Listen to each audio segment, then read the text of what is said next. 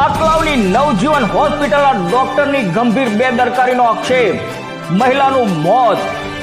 આણંદ જિલ્લાના આકલાવ ખાતે આવેલ નવજીવન હોસ્પિટલમાં સારવાર દરમિયાન ડોક્ટરની ઘોર બેદરકારીના આક્ષેપ સાથે એક મહિલાનું દુર્ભાગ્યપણે મોત થયાનું સામે આવ્યું। પરિવારજનોનો આક્ષેપ છે કે યોગ્ય સારવારમાં વિલંબ અને બેદરકારીના કારણે મહિલાની તબિયત બગડી અને અંતે તેણીનું નિધન થયું। ઘટનાની જાણ થતાં હોસ્પિટલ બહાર પરિવારજનો અને સ્થાનિકોમાં રોષ જોવા મળ્યો હતો।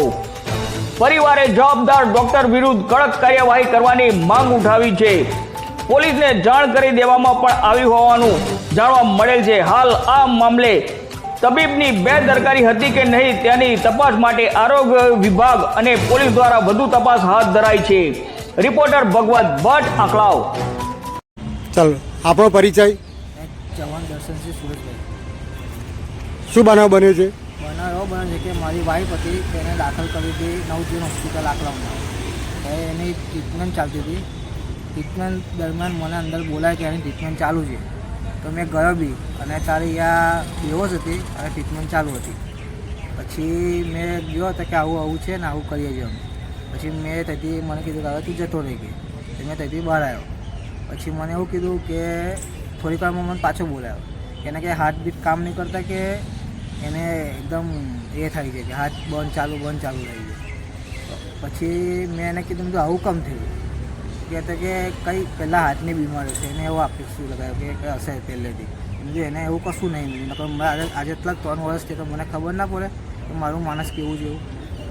તો આ જ્યારે તમને બહાર કાઢ્યા, અંદર બોલાયા, તે વખતે ડૉક્ટર સાહેબ શ્રી હતા? હા, એમનો પૂરો સ્ટાફ હતો। પૂરો સ્ટાફ। ડૉક્ટર સાહેબનું નામ શું છે? ડૉક્ટર જિગ્નેશ પટેલ। બરાબર। હવે તમે શું માંગ રાખો છો? અપેક્ષા શું રાખો છો તમે? મને ન્યાય મળવો જોઈએ। અત્યારે તમે કઈ જગ્યાએ છો? અમે અત્યારે કરમચંદ આપણે હોસ્પિટલમાં તે PM ખાતે લઈને આવ્યા છીએ મારા વાઈફને। કરમચંદ મેડિકલની અંદર આવ્યા છો એમ? હા હા, PM માટે। હા, PM। એટલે તમારા જે સ્વજન છે એ ડેટ થઈ ગયા છે એમ? હા, એમને દેવ થઈ ગયા છે? હા હા, અમે એટલે કે આકલાવ જ એવો બનાવ બન્યો। આકલાવ જ બનાવ બન્યો હતો। અને એમાં એવું છે કે એમથી કે મારું હોસ્પિટલનું નામ ખરાબ ના થાય। એટલે આકલાવની અંદર હા, આકલાવની અંદર જ બનાવ બન્યો। તમને આકલાવથી તમને ત્યાંથી વિદાય કર્યા હા, ત્યાંથી અને મેડિકલમાં જાઓ, તમને એ રીતનું કહ્યું? હા, કે મેં તને લખ્યા પૂછું હા, કે તઈ તું આનંદ અપારા હા, હોસ્પિટલમાં જા। કૃષ્ણ મેડિકલમાં જાઓ। હે? અપારા, એને હા રેફર કર્યો। હા, બરાબર। ડૉક્ટરે હવે રેફર કર્યો કે અમે જલ્દી બનતા સુધી કે આપણે બધા પ્રયત્નો કરવાના છે, તો અમારે તો માણસ જીવડાવવાનું જ છે। તો અમે હા પાડી કે તમે લઈ જાઓ, પણ અમને ત્યાંથી બહાર નીકળતા જ અમને કંઈ ડાઉટ લાગેલો। પણ તે જે તમારા સ્વજન છે તે જીવિત હતા? ના, ખાલી વેન્ટિલેટર પર હતા। વેન્ટિલેટર પર? હાથ બીટ ચાલતી હતી। હા, તો શું તમને ડૉક્ટર શ્રીએ તમને કહ્યું હતું કે આ જીવિત છે કે ડેટ છે એવું તમને કોઈ ઉલ્લેખ કર્યો છે? ના, એવો ઉલ્લેખ કશું નહીં। તમારી અંદર કોઈ તમને સર્ટિફિકેટ કે કોઈ કાગળ ઉપર લખી આપેલું છે? ના, કશું નહીં લખ્યા। અત્યારે તમને જે કંઈ ડોક્યુમેન્ટ આપે, ડોક્યુમેન્ટ તમારી જોડે છે? હા, એ મારી જોડે। બરોબર છે, ભલે। હવે બીજી શું તમે અપેક્ષા રાખો છો હવે? અમને ન્યાય મળવો જોઈએ। હા, કાલ ઉઠી મારા ઘેર જે બનાવ બન્યો છે કોઈ કંઈ બનાવ ના બનવો જોઈએ। બરોબર। આ નવજીવન હોસ્પિટલ વાળાને કાયદેસર કાર્યવાહી થવી જ જોઈએ। બીજા કોઈને આવું, કોઈ છોકરીને આવું દુઃખ ના થાય, આવું કભી થાય ના, એની નમ્ર વિનંતી છે। અને એમની ઉપર કડક ને કડક કાર્યવાહી થવી જોઈએ। અને અમને ન્યાય મળવો જોઈએ। સરકારશ્રીને નમ્ર વિનંતી કે અમને આ ન્યાય અપાવજો। કોઈ આગળ બેન દીકરીને આવું ના થાય એનું ધ્યાન રાખજો। જી સાહેબ, એક મહિલાનું મોત થયું છે, કથિત ડૉક્ટરની બેદરકારી કહેવાય છે, શું કહેશો?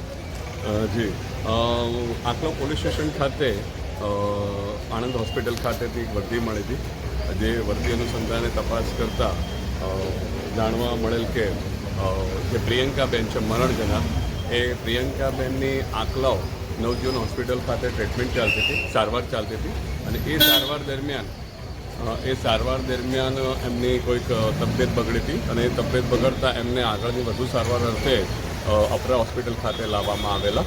અને અપરા હોસ્પિટલ ખાતેની સારવાર દરમિયાન જે પ્રિયંકાબેન મરણ ગયેલા છે એવી હકીકત ધ્યાને આવેલ છે। જેમાં જે પ્રિયંકાબેન છે એમના જે સગા સંબંધી છે જેઓનો આક્ષેપ એ પ્રમાણેનો છે કે આ જે પ્રિયંકાબેનની સારવાર ચાલતી હતી એ સારવાર દરમિયાન ડૉક્ટરની કોઈ બેદરકારી દ્વારા આ પ્રિયંકાબેનનું મરણ ગયેલ છે, જે બાબતેની વધુ તપાસ પોલીસ દ્વારા હાલમાં ચાલુ છે. Okay, thank you sir.